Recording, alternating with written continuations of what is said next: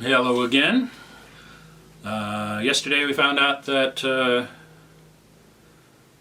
Lori's sister works at a pottery place called You're Kiln It, and that there's a disturbance down there, and so she took off to go check on her sister.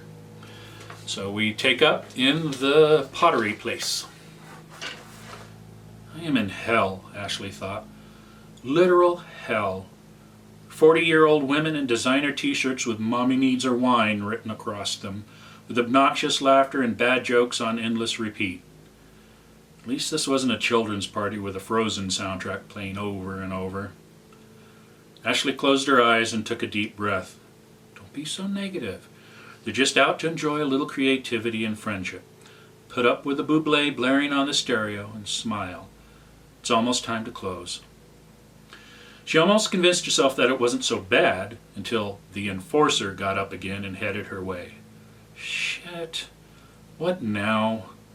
Ashley was running out of kind euphemisms for, "I'm not your maid or waitress, I'm here to help you paint your fucking pottery." The enforcer was a professional mom. Every sporting event involving children had them.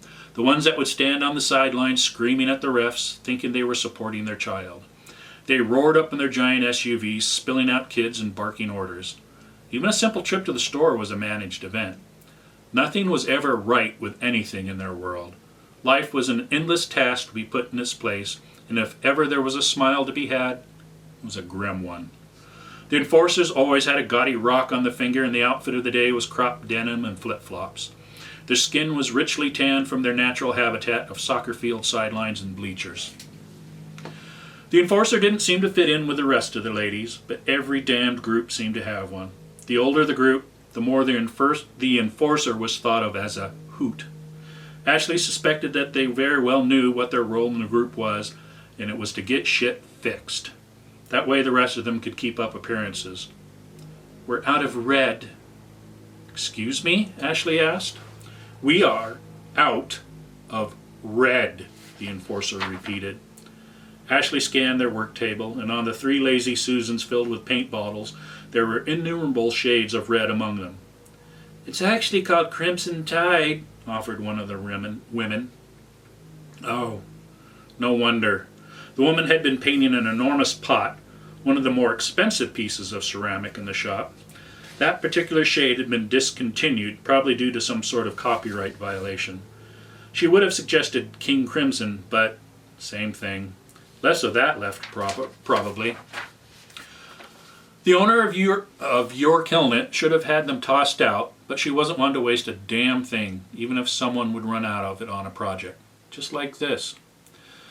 "Unfortunately," Ashley said with as much empathy as she could muster, "that is the last bottle of that particular color. They've discontinued it." The woman took a swig from her wine glass and gave a sorrowful frown, gazing at her pot as if it were a bird dropping on her Lexus. Then she mustered up her courage with a smile and sighed, "Well, I guess I'll have to change colors then." And 3, 2, 1. "Can't you see if you have some more in the basement?" the enforcer asked, eyes blinking. "Marcy's husband went to Alabama, and that's why she liked that color. It's important to her." And there we are. The "you should look elsewhere" demand, because clearly you can't do your job because you're a clueless kid.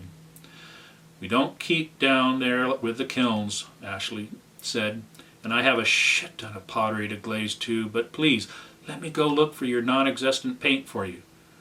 Hell, it was partly her fault for not making sure the woman didn't use the 2 colors in the whole shop they were running out of. As the enforcer vented her breath through her nostrils, Ashley pointedly ignored her and directed her attention to Marcy and her pot. "Like I said, that color has been discontinued, and I know for a fact that's the last of it. What I might do, ma'am, is find the last bit of King Crimson and mix it with over half as much of Blood of My Enemies." The women laughed at the name, and Marcy was clearly delighted with it, looking forward to reciting the names to her husband, Ashley supposed. What the hell was her husband going to do with a fucking pot anyway? Probably park it in the corner of an office where it would house a dead plant, and then trash. She stepped around from the counter and walked over to the work table and spun a lazy Susan till she found the shade of red she was looking for. "Here you go," she offered. "Here's King's Crimson," another woman offered, wine slurring her words a bit. Awesome, Ashley said. What are you going to paint the shamrocks with? Clover, corrected Marcy. Over and over, all the women sang. She probably doesn't know that song, do you, dear? Marcy asked. Sure do, Ashley replied. Tommy James and the Shondells. My mom loves that song. I prefer Dragging the Line, personally. I think it was Joan Jett, dear, Marcy corrected. Sure, she did a cover of it. Well, Nick thinks it's a Joan Jett song. I won't tell if you don't, Ashley suggested, and the women laughed. The enforcer quietly sat back down in her seat. Ashley spun the Lazy Susan again as red lights and a siren whipped past the shop. My goodness, they are out in force tonight, Marcy commented, and her friends murmured in agreement. Ashley found the color she was looking for. This might be good for the clover. We have plenty. She handed over a bottle labeled Roll Me Over. Marcy laughed at the title and showed it to the rest of the women, who all giggled, except the enforcer, who smiled grimly. I bet she doesn't know that song, the tipsy friend stated. That's a song title? Ashley asked, innocently. I mean, sometimes you just had to give them one. The women laughed. The enforcer rolled her eyes as if Ashley had to be the dumbest creature in God's green universe, and Ashley moved back behind the front counter where she continued to send out emails of gentle reminders for customers who still hadn't picked up their pottery. The Bublé CD ended, and apparently there wasn't another one in the carousel. The sound of paintbrushes dragging across pottery filled the silence, and random comments of "cute" and "You're Kiln It" were announced as pieces in progress or displayed to the group for comments.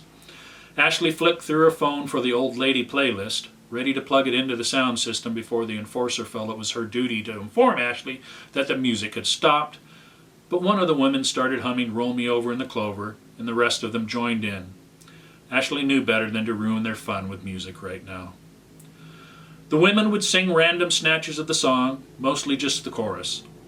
Ashley preferred the wine-drunk women singing an ancient bawdy ditty than hearing them complain about their husbands or their ex, or bragging about their children and what university they had their sights on, which usually wasn't U of O. That would be too common. She felt comfortable enough to leave them out of her sight for a few minutes to catch up on some glazing when the front door rattled open. And we'll leave it there for tonight.